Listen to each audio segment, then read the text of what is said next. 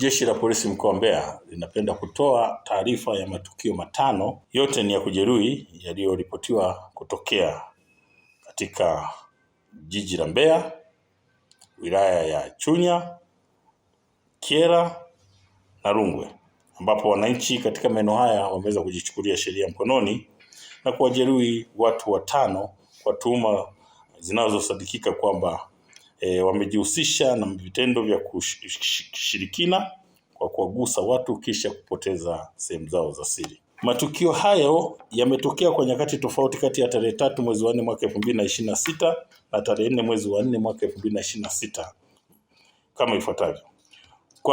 Kwa wilaya ya Mbeya, kwa maana ya jijini Mbeya, yametokea matukio mawili.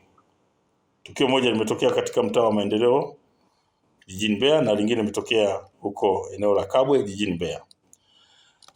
Na kwa wilaya ya Chunya limetokea tukio moja, na kwa wilaya ya Rungwe limetokea tukio moja huko eneo la Double J, na lingine limetokea huko Rungwe wilayani Rungwe.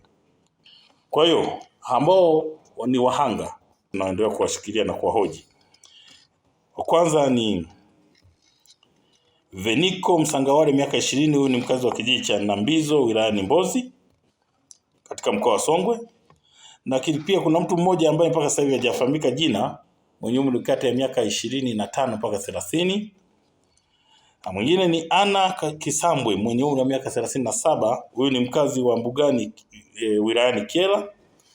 Na Eliud Duncan miaka 20, huyu ni mkazi wa Katumba Tukuyu.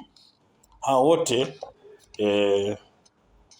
ni watuhumiwa kwa sasa hivi kwa sababu wamezua taharuki ya kwamba sehemu zao za siri wanashikiliwa kwa kujihusisha sasa na vitendo hivyo vya kuwagusa watu na kuwapotezea sehemu zao za siri.